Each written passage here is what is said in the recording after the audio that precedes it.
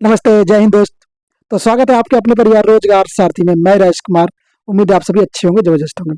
तो दोस्तों, आज हम लोग प्रैक्टिस सेट नंबर 4 पे आ चुके हैं और जीके जीएस के प्रैक्टिस सेट आपके चल रहे हैं एसएससी जीडी 2025 के लिए।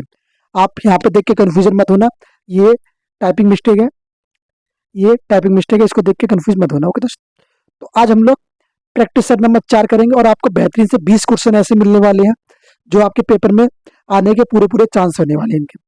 दोस्त, विस्तार से जुड़े रहिएगा और अपने दोस्तों के पास शेयर कर दीजिए और लाइक शेयर सब्सक्राइब जरूर करना। इसके लिए तो आपको बोलना ना पड़े। ओके, तो चले शुरू करें। हाँ जी भैया, शुरू करते हैं। चलो आ जाओ, प्रश्न नंबर 1 पे हम लोग जाते हैं, धीरे धीरे बढ़ते हैं आगे। आ जाओ, प्रश्न नंबर 1 को देखो जरा, क्या कह रहा है। यहाँ देख लो सामने भाई, सभी बच्चे प्रैक्टिस सेट नंबर 4 को देखो। क्या कहता है प्रश्न नंबर 1, कुमकुम मोहंती को निम्नलिखित में से किस नृत्य शैली में उनके योगदान के लिए पद्मश्री पुरस्कार मिला है।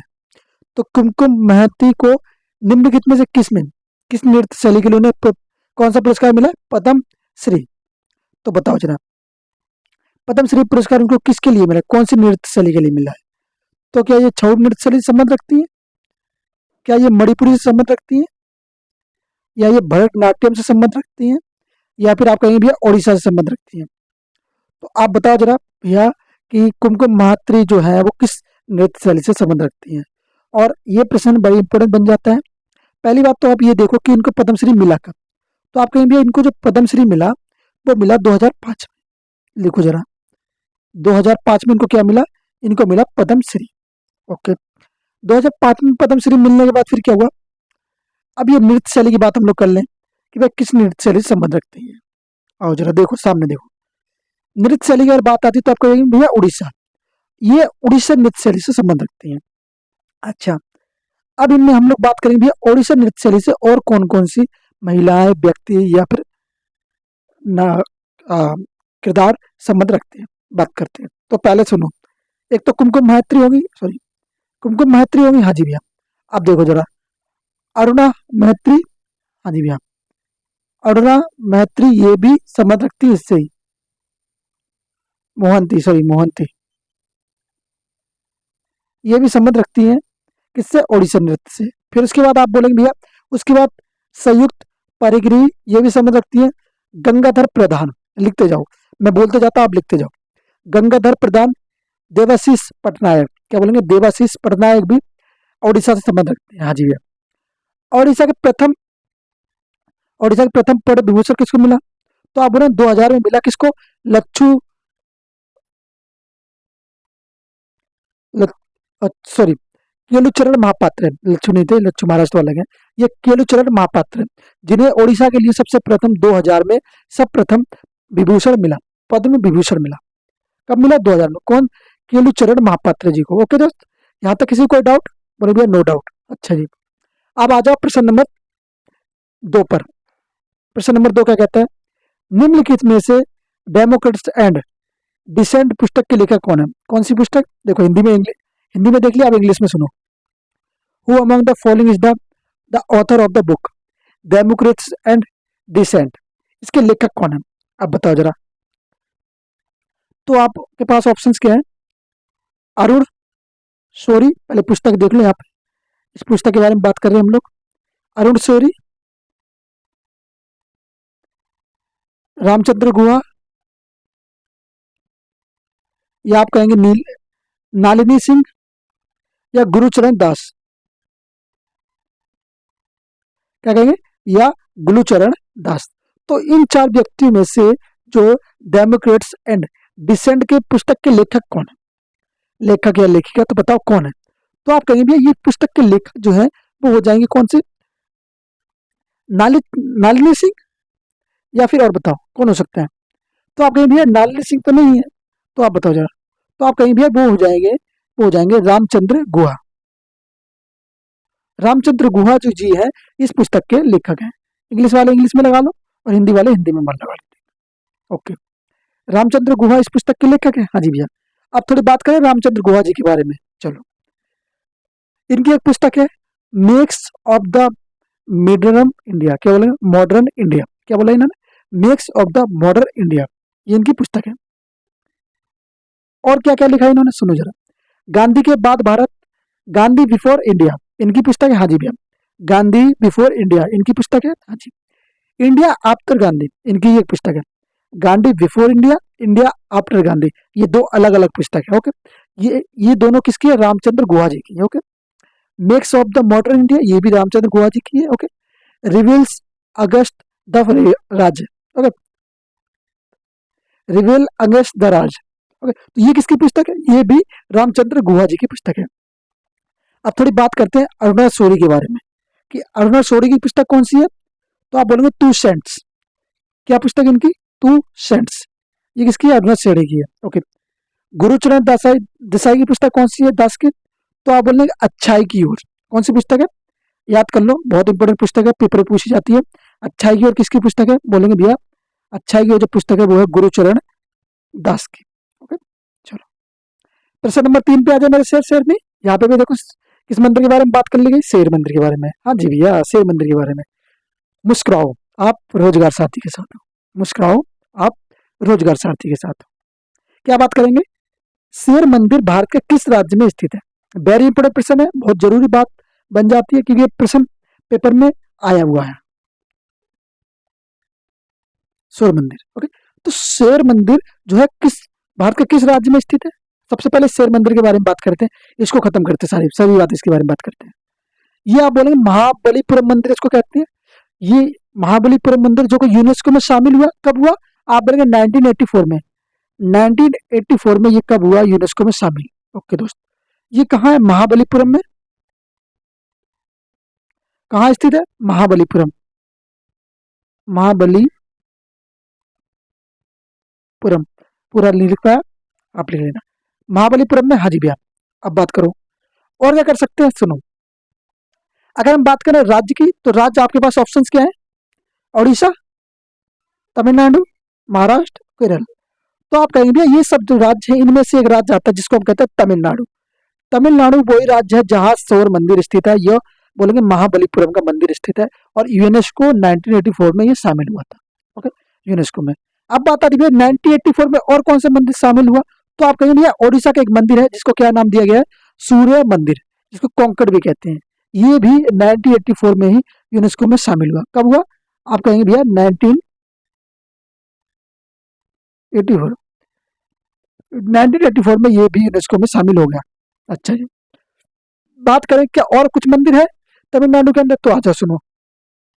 तमिलनाडु के अंदर जो एक मंदिर है नटराज मंदिर। कौन सा मंदिर, आप कहेंगे नटराज मंदिर जो है वो तमिलनाडु के अंदर है। अच्छा, एक बात और बताओ कि आपने महाभारत मंदिर सुना है कहीं। अच्छा, सुना है, हाँ जी, सुना होगा, मेरे हिसाब से तो सुना ही होगा। अगर नहीं सुना तो सुन लो भैया, महाभारत मंदिर भी आपका कहाँ, उड़ीसा के अंदर स्थित है। महाभारत मंदिर में क्या है, 5 रथ हैं। अब उन 5 रथ अलग अलग चीजों के प्रतीक है, सुनो। पहला प्रतीक, 5 रथ है उनका अलग अलग प्रतीक है। धर्मराज का प्रतीक है, हाँ जी भैया, जिसे द्रौपदी मंदिर भी कहते हैं। एक मंदिर है वहाँ पे धर्मराज, उसको द्रौपदी मंदिर भी कहते हैं। भीम, अर्जुन, नकुल और सहदेव, ये 5 किरदार थे ना उसके अंदर, तो ये 5 किरदार के नाम है वहाँ पे। ओके? और एक द्रौपदी मंदिर वहाँ पे स्थित है। चलो, इसको मोनोलिपिक मंदिर भी कहते हैं। क्या कहते हैं, मोनोलिपिक मंदिर। ओके, वो नाम अलग से है, वो चीज ध्यान मत रखना। चलो, अब चीज बात करें भैया, महाराष्ट्र के अंदर कोई मंदिर है, हम लोग बात करते हैं उड़ीसा, उड़ीसा के अंदर कर चुके हैं, हाँ जी भैया, उड़ीसा के सूर्य कोंकण मंदिर के बारे में बात कर चुके हैं। बात करें महाराष्ट्र की, तो महाराष्ट्र में पद्मनाथ स्वामी मंदिर है, जिसे हम विष्णु जी की मूर्ति यहाँ पे स्थित है। कैसी मूर्ति स्थित है, आपके लेटी हुई मूर्ति स्थित है पद्मनाथ स्वामी मंदिर के अंदर। ये सॉरी, ये कहाँ है, केरल के अंदर है। महाराष्ट्र के अंदर अगर बात करें तो महाराष्ट्र के अंदर कौन सा मंदिर हो जाएगा, तो आप कहेंगे भैया भीम संगत मंदिर। कौन सा, भीम संगत टेम्पल। तो ये टेम्पल्स की बात चल रही है, हाँ जी भैया, टेम्पल्स की बात चल रही है। आज सारे प्रश्न आपको यहीं से, मैं बता रहा हूँ आपको, एक प्रश्न में आपके 10 प्रश्न करवा के जाऊंगा। समझे, आप 20 क्वेश्चन करने आए, 20 की जगह आप 40 क्वेश्चन करके जाओगे। ओके, बस आपको बात यह है कि आप ध्यान से मेरी बात को सुनते रहना दोस्त। अगर ये नहीं कर पाओगे तो मुश्किल हो जाएगा। चले बढ़े आगे, चलो बढ़ते हैं। बात करें प्रश्न नंबर 4 की। सॉरी, थोड़ा गला बैठा हुआ। प्रश्न नंबर 4, प्रश्न नंबर 4 कहता है मलयालम नव वर्ष को केरल में क्या कहा जाता है। सुनो जरा, क्या कहना चाहता हो, क्या पूछना चाह रहा है तुमसे, बताओ। कहना चाह रहा है कि मलयालम जो है, मलयालम में एक नव वर्ष मनाया जाता है, हाँ जी भैया। तो मलयालम में जो नंबर्स मनाया जाता है उसको क्या कहा जाता है, कहा किया जाता है? आप बोलोगे किस नाम से पुकारा जाता है उसको? क्या उगदी कहा जाता है, क्या नुआखाई कहा जाता है, क्या विशु कहा जाता है, या फिर पोंगल कहा जाता है? तो बताओ इनमें से क्या कहा जाएगा? तो आप कहेंगे भैया उगदी तो कहाँ कहा जाता है? उगदी आप बोलेंगे भैया ये तो कर्नाटका। ओके, कर्नाटका में कहा जाता है। ओके भैया, नुआखाई, नुआखाई तो कहीं और कहाँ बताओ? उड़ीसा के अंदर, उड़ीसा में कहा जाता है, उड़ीसा में नुआखाई। हाँ जी भैया। अगर बात आती है भैया पोंगल की, तो पोंगल कहाँ आता है? आप कहेंगे ये आता है तमिलनाडु में, टीएन तमिलनाडु। तो पोंगल कहाँ है? तमिलनाडु में कहा जाता है इसको। अच्छा जी, तो भैया हमारा बचा हुआ आंसर क्या बचा? बचा हुआ आंसर बचा हमारा अंतिम और आखिरी, वो हो जाएगा आपका विशु। कौन सा मंदिर? विशु मंदिर जो है वो है मलयालम में नववर्ष के रूप में मनाया जाता है। नववर्ष के मंदिर की बात नहीं कर, सॉरी, ये त्योहार, विशु त्योहार को नववर्ष के रूप में मनाया जाता है। कहाँ पे मनाया जाता है? आप कहेंगे मलयालम के अंदर। ओके, अब कुछ नववर्ष की बात कर लें हम लोग। चलो कुछ नववर्ष की बात करते हैं, इसलिए मैंने ये पेज छोड़ खाली छोड़ दिया आपके लिए। चलो बात करें। एक तरफ तो लिख लेना आप न्यू ईयर, में बोलते जाना, आप करते जाना। एक तरफ लिख लेना आप न्यू ईयर और एक तरफ लिख लेना राज्य।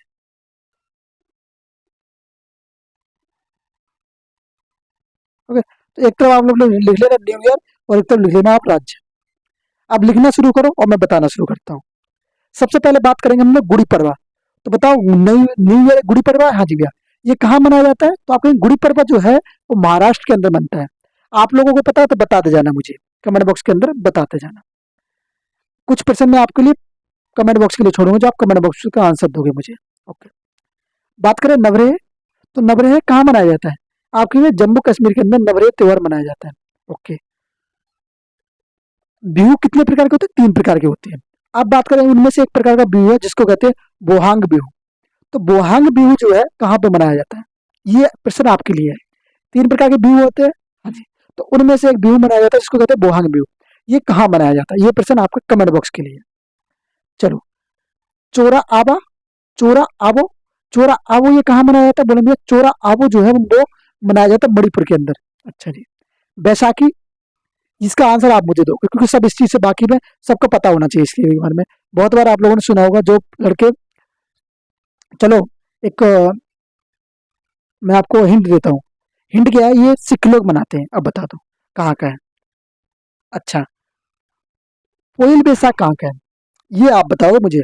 पोइल बैसाख, चलो बैसाखी तुम बताए पंजाब का है, पोइल बैसाख बताओ कहाँ का है? पोइल, पोइल बैसाख, पोइल बैसाख बताओ जरा। आप कहेंगे पोइल बैसाख क्या होता है? ये त्योहार है, कहाँ का है बताओ जरा। तो पोइल बैसाख आप मुझे बताओगे कहाँ का त्योहार है पोइल बैसाख। फिर उसके बाद आती है बेस्टा बेरूस, बेस्टा बेरूस। अब बोलो भैया ये कैसा नाम है? ये तो ऐसा नाम लग रहा है जैसे किसी देश का नाम हो। नहीं भैया, ये किसी देश का नाम नहीं, किसी त्योहार का नाम है। और ये त्योहार कहीं दूर नहीं, अपने ही एक राज्य में मनाया जाता है जिसको कहते हैं गुजरात। जी जी, इसकी शॉर्ट फॉर्म में कर लो गुजरात। ओके, बात करें खिचड़ी पर्व, तो खिचड़ी पर्व सबसे इंपॉर्टेंट पर्व हो जाता है। जो अभी आप लोगों ने यूपी पुलिस का एग्जाम दिया उसमें से एक प्रश्न पूछा गया था खिचड़ी पर्व के रिलेटेड। तो आप बोलेंगे खिचड़ी पर्व कहाँ मनाया जाता है? तो बताओ। आप कहेंगे खिचड़ी पर्व जो है वो मनाया जाता है, जैसे कि मैंने अभी आपको बताया, उत्तर प्रदेश के अंदर। खिचड़ी पर्व कहाँ मनाया जाएगा? आपका उत्तर प्रदेश के अंदर। बात करें हम लोग आगे क्या बोलेंगे? आगे बोलेंगे भैया पान संक्रांति, पाना संक्रांति, पानी नहीं है ये, पाना संक्रांति है। ये कहाँ मनाया जाता है? पाना संक्रांति।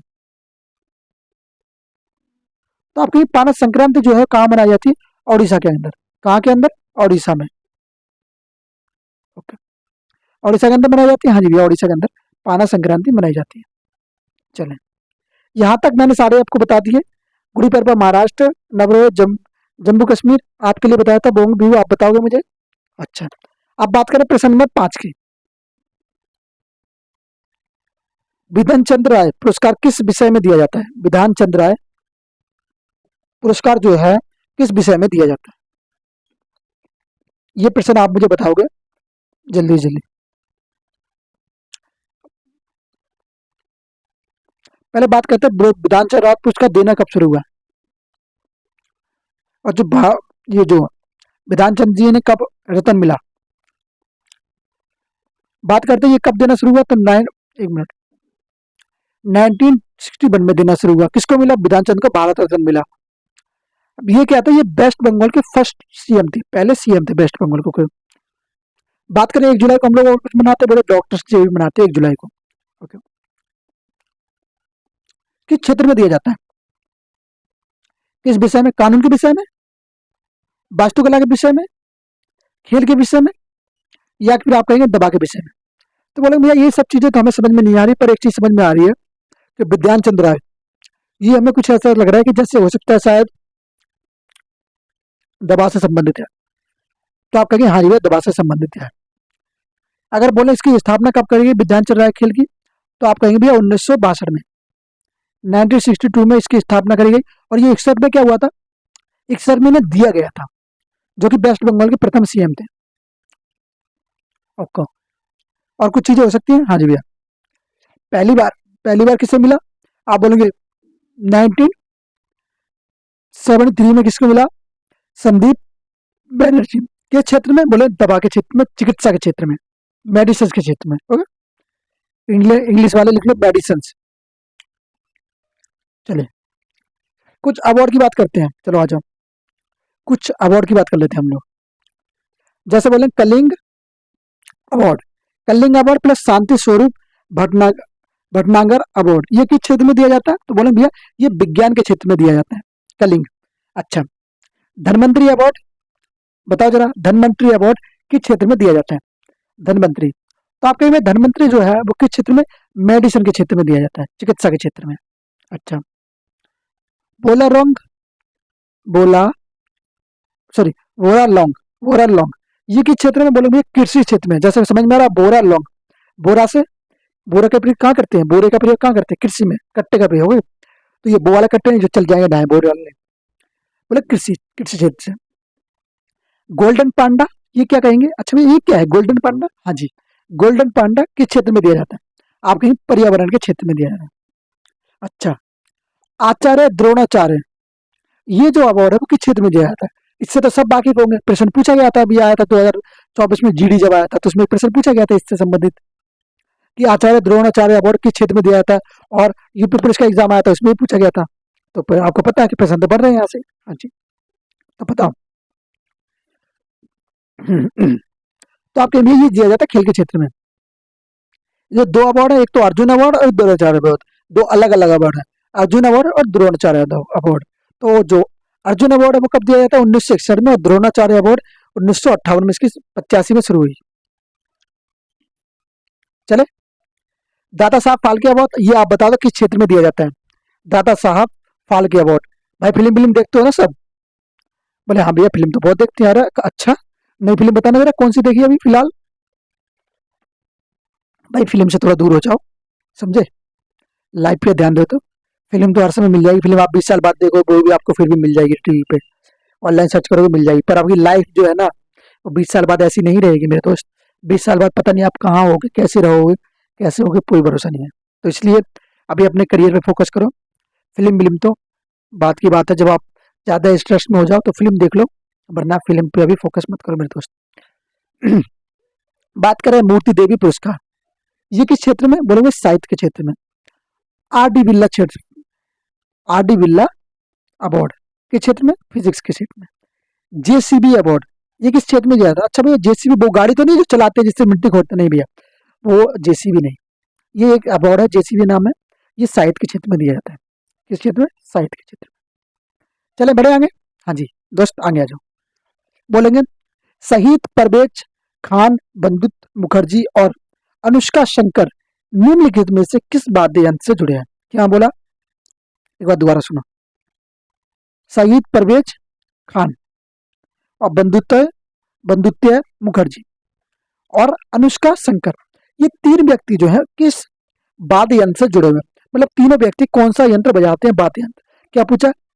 शहीद परवेज खान, बंदूत्य Mukherjee and Anushka Shankar are associate with which of the following musical instrument.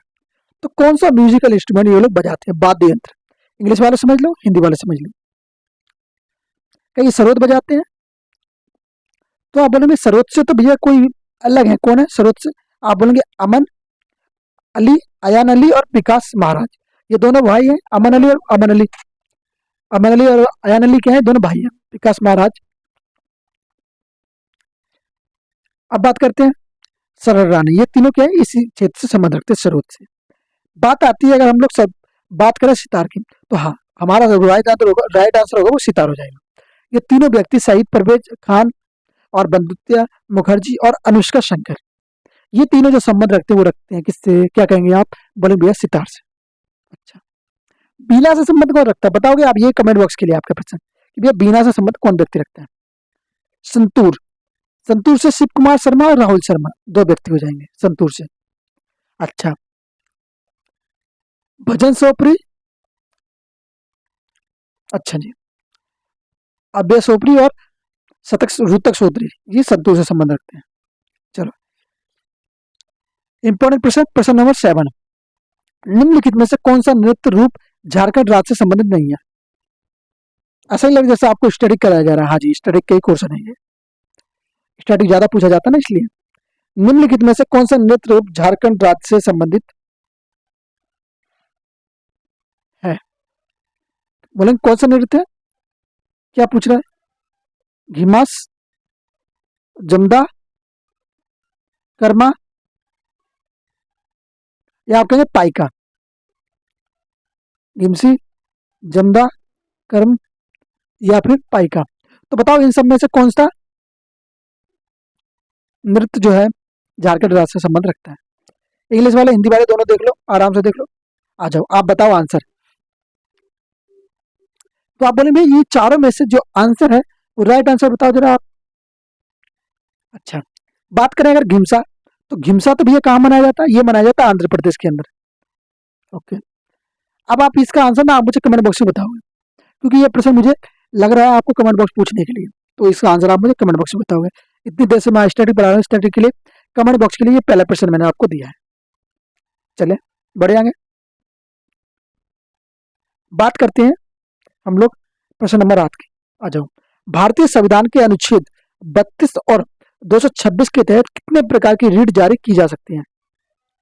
बड़ा आसान प्रश्न था, इसका आंसर आप बता दोगे भैया 5, ज्यादा इसमें कुछ था नहीं समझाने लोग। कितने प्रकार की रीट जारी की जाती है, 5 प्रकार की। कौन करते हैं, सुप्रीम कोर्ट और हाई कोर्ट।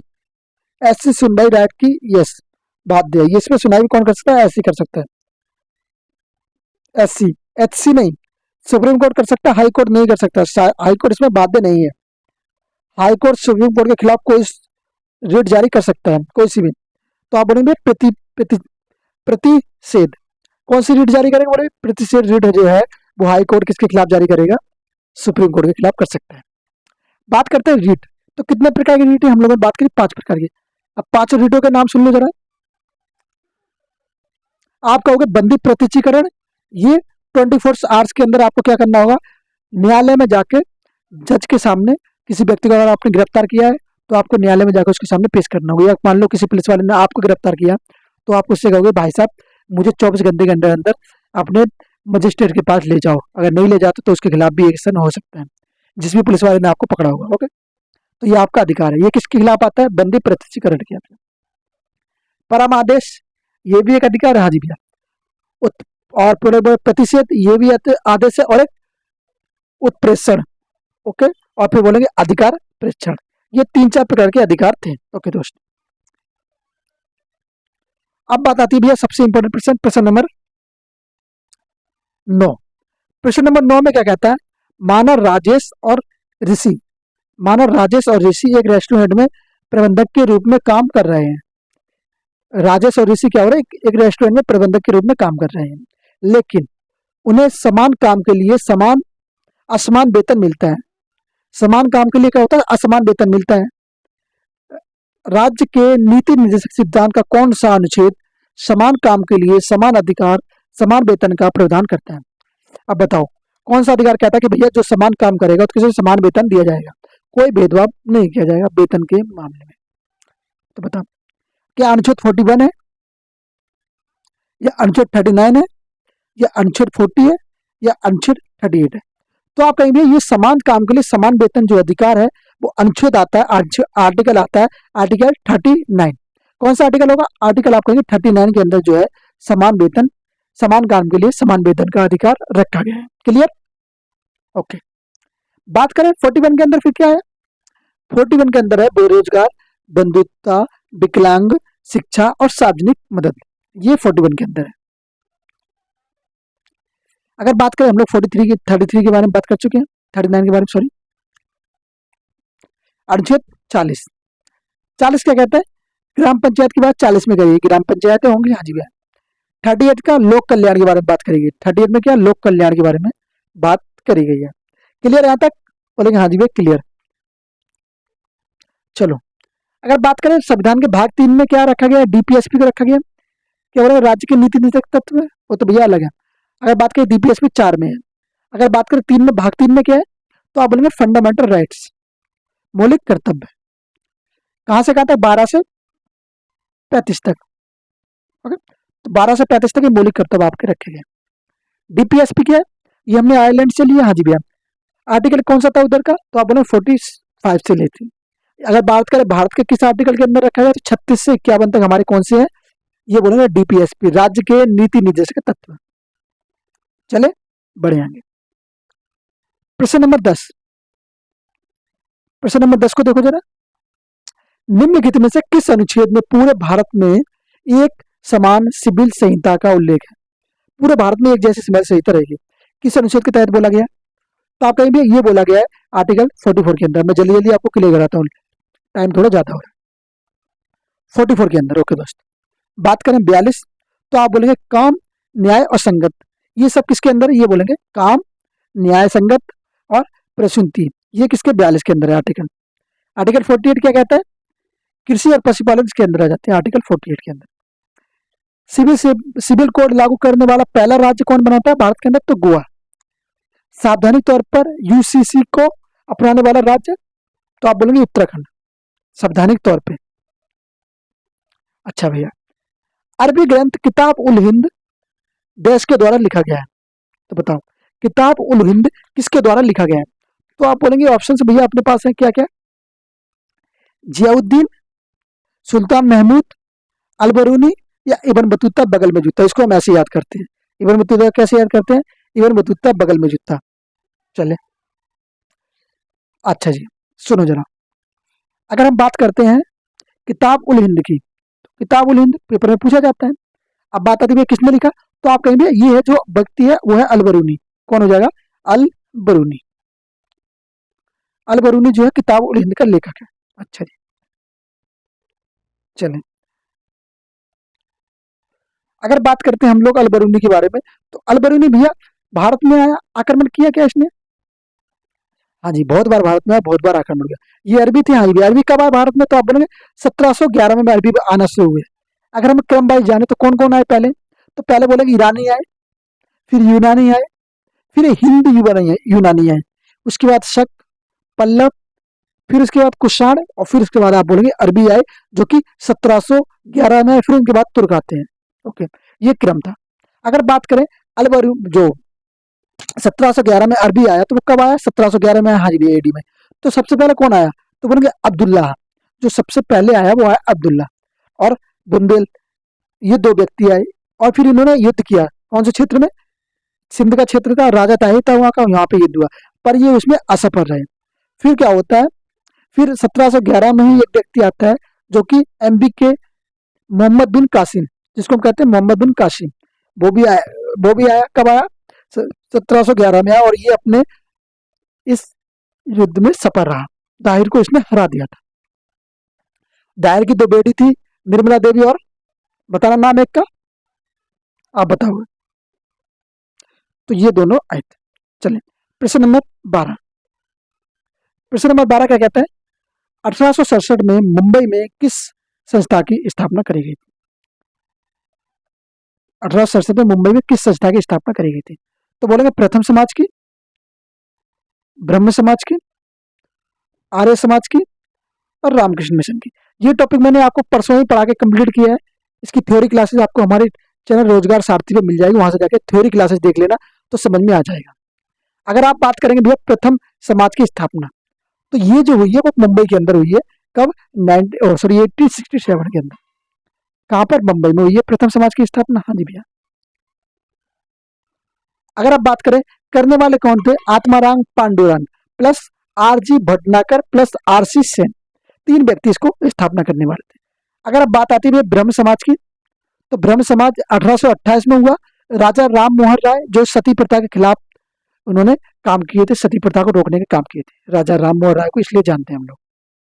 बात करें आर्य समाज, तो इसकी जो स्थापना हुई 1875 में हुई, 1875 दयानंद सरस्वती जी के द्वारा। ओके, अगर बात करें रामकृष्ण मिशन, तो ये 1897 में हुआ स्वामी विवेकानंद के माध्यम से।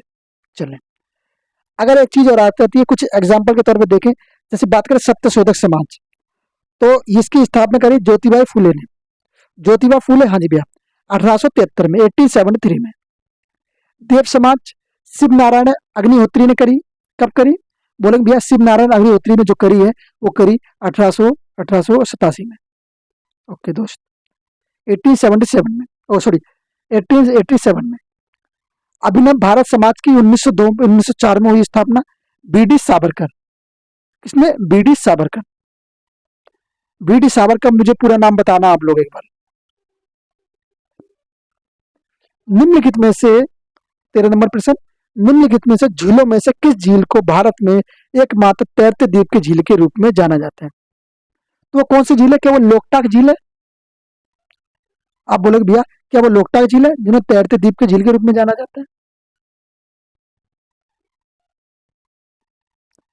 लोकटाक, चिल्का, पुलिकट या कोलचर, कोलर, सॉरी कोलर।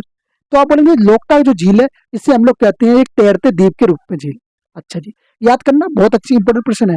अगर बात करें चिल्का झील कहाँ पर स्थित है? ओडिशा के अंदर स्थित है। पुलिकट तमिलनाडु और आंध्र प्रदेश, 2 राज्यों में आती है, तमिलनाडु और आंध्र प्रदेश के अंदर। अगर बोले केलचर तो ये आंध्र प्रदेश के अंदर आती है, एपी, ये टीएन और एपी के अंदर आती है। अच्छा, चिल्लक झील ओडिशा के अंदर होगी। अगर बात करें लोकटाक तो मणिपुर के अंदर है। भारत का एकमात्र नेशनल पार्क यहाँ पे ही है, कौन सा? केबुल नेशनल जाओ, लाओ लाओ जाओ, ये कहाँ पर स्थित है? बोलोगे मणिपुर के अंदर स्थित है। आ जाओ दोस्त, प्रश्न नंबर 14, निम्नलिखित में से कौन सा आरबीआई द्वारा उपयोग किए जाने वाला एकमात्र मुद्रिक नीति साधन है? कौन सा है मुद्रित नीति साधन जो कि आरबीआई प्रयोग करती है? तो आप बोलेंगे भैया वो हो जाएगी कौन सी? बोलेंगे भैया वो हो जाएगी बैंक दर। अच्छा जी, बात कर ले कुछ आरबीआई के बारे में। हाँ जी भैया, करना जरूरी। सुनो, आरबीआई की अगर स्थापना की बात करी जाए तो स्थापना कब हुई? तो आप बोलेंगे भैया स्थापना तो 1935 में हुई थी, 1935 में। पर अगर बात करी जाए भैया कौन से आर्टिकल के माध्यम से, कब ये आर्टिकल आया, आरबीआई आर्टिकल? तो आप बोलेंगे आर्टिकल जो है 1934 में आया, उसकी एक वर्ष बाद इसकी स्थापना हुई, आर्टिकल 1934 में, और स्थापना 1935 में। अगर बोलेंगे एमपीसी का गठन कब हुआ? तो बोलेंगे 27 जून 2016 को हुआ। इसमें 6 मेंबर शामिल थे, 3 आरबीआई के और 3 सेंट्रल गवर्नमेंट के अध्यक्ष और व्यक्ति। अगर बोले आरबीआई के अध्यक्ष, आरबीआई का गवर्नर, तो ये आप बताओगे आरबीआई के गवर्नर कौन रहे हैं? एमपीसीआई क्या है? बोलेंगे मॉनेटरी पॉलिसी कम्युनिटी का गठन। ओके, अब बात करते हैं एक झील के बारे में और जान लो। एक झील है डल झील, ये कहाँ पर स्थित है? भारत का एकमात्र तैरता द्वीप पोस्ट ऑफिस, एकमात्र पोस्ट ऑफिस कहाँ पर है? तो आप बताओ, ये बोलोगे डल झील कहाँ पर स्थित है, ये बताना आपको है। आ जाओ, प्रश्न नंबर 15, भारतीय अर्थव्यवस्था ने हरित क्रांति की सफलता का अनुभव कितने चरणों में किया? ये मैं तो गलत हो गया जी, कितने चरणों में किया? तो आप बोलेंगे कितने चरणों में किया? 3 चरणों में, सॉरी 4, 3, 2, 5। तो कितने चरणों में अनुभव किया? तो आप बोलेंगे ये जो है 2 चरणों में इसका अनुभव किया। हरित क्रांति का अनुभव 2 चरणों में हुआ, 2 चरण। अच्छा जी, बात करें अगर हम लोग, क्या बात करेंगे? अगर बात करें हरित क्रांति, तो चरणों में कितने फसल? आप बोलेंगे भैया 4 चरण, 2 चरण में हुई इसके। हाँ जी भैया, फसल कौन कौन सी थी? गेहूं और चावल। अगर बात करें हरित क्रांति के पापा, तो आप बोलेंगे नॉर्मल बोरो लोग, जो कि यूएसए के रहने वाले थे। इन्हें नोबेल कब मिला इस क्षेत्र में? तो आप बोलेंगे 1970 में इन्हें नोबेल प्राइज मिला। किसके लिए? हाइब्रिड के लिए, एचबीआई, हाई वैलेंटेड vegetables, okay, sorry varieties. Okay, तो इनके लिए एचबीआई के लिए, इन्हें एच बाई वी के लिए इन्हें क्या मिला? नोबेल पुरस्कार मिला 1970 में। भारत में हरित क्रांति के जनक किसको कहते हैं? ये तो पूरे विश्व के हैं। कौन से? नॉर्मल बोरोलोग। अगर बात करें पूरे भारत के अंदर, तो एम स्वामीनाथन को हम लोग क्या कहते हैं? भारत में हरित क्रांति के जनक, जो कि तमिलनाडु के रहने वाले थे। लागू करने का सपना इनका रहा पीएम लाल बहादुर शास्त्री का, कि भैया ऐसे ही लागू हो। ओके। अगर बात करें 2 बार कब लागू हुई हरित क्रांति, तो आप बोलेंगे 2 बार जो हुई, पहले तो 1967 से 8 तक, और फिर 7 से 8 से चला, उसके बाद 1980 से लेके 81 तक चला। उसके बाद दूसरा जो हुआ वो हुआ 1980 से लेके 81, 80 से लेके और 2000, 2001 तक। ये 2 चल रहे हैं इसके। यहाँ पे आप लोग समझ सकते थे इसको। चले बड़े आगे। हाँ जी भैया, आ जाओ दोस्त। प्रश्न नंबर आप कहेंगे भैया प्रश्न नंबर 16। कौन सा गैस बायोगैस का एक प्रमुख घटक है? कौन सी गैस जो है बायोगैस का एक प्रमुख घटक है? Hydrogen, methane, CNC, CNG, sorry CNC बोल रहा हूँ, सीएनसी तो बिस्किट होता है, सीएनसी तो बिस्कुट होता है। और LPG, liquid petroleum gas, CNG carbon nitrogen gas. तो इन चारों में से बताओ कौन सी गैस है? तो आप बोलेंगे जो हम लोग गैस बात कर रहे हैं बायोगैस के बारे में, वो हो जाएगी सीएनजी, कार्बन नाइट्रोजन गैस। अगर बात करें इसका फॉर्मूला क्या होता है, इसका नाम क्या होता है, रासायनिक नाम, तो आप बोलोगे CH4। CH4 जो इसका रासायनिक नाम है। कितने से कितने प्रतिशत मात्रा है इसकी? 55 से लेकर 75%। 55 से लेकर कितनी? 75% तक इसकी मात्रा पाई जाती है। चलो आगे बात करें। हाँ जी भैया, आगे बात करते हैं। प्रश्न नंबर 17। उत्तर प्रदेश के किस शहर इंडिया एक्सपो सेंटर और मार्ट स्थित है? तो किस शहर में इंडिया एक्सपो सेंटर और मार्ट स्थित है? तो आप बोलो भैया ग्रेटर नोएडा। सब जानते हैं इसलिए मैंने जल्दी बता दिया, ग्रेटर नोएडा। और नॉलेज पार्क कहाँ है? इंडिया शहर के अंदर ही स्थित है नॉलेज पार्क, जहां आप लोग देखते हैं आए दिन रील वायरल होती रहती है, नॉलेज पार्क के अंदर ही बनाई जाती है ज्यादातर। चलो प्रश्न नंबर 18। उत्तर प्रदेश का कौन सा जनपद है जो 4 राज्यों के साथ अपनी सीमा साझा करता है? भैया प्रश्न पूछ लिया जाता है, तो बताओ। तो आप कहेंगे भैया ये क्या सोनभद्र है, सहारनपुर है, बिजनौर है, या आगरा है? तो आप कहेंगे भैया जो उत्तर प्रदेश का जो शहर है वो 4 राज्यों के साथ अपनी सीमा साझा करता है वो है सोनभद्र। अच्छा, अगर बात करें वो 4 राज्य कौन कौन से रहेंगे, तो आप बोलेंगे बिहार, झारखंड, छत्तीसगढ़ और एमपी। अच्छा, प्रश्न नंबर अंतिम और आखिरी, बताओ। रामायण के अनुसार डैश का दूसरा नाम रत्नाकर था। तो रामायण के अंदर किसका नाम रत्नाकर था? बताओ जरा, बहुत इंपॉर्टेंट प्रश्न है आपके लिए। आपको भी भैया इतना इंपॉर्टेंट प्रश्न? हाँ जी भैया, बहुत इंपॉर्टेंट प्रश्न है। बताओ रामायण के अनुसार किसका नाम डैश का नाम रत्नाकर था? तो ये प्रश्न बताओ जरा मेरे दोस्त, बताओ।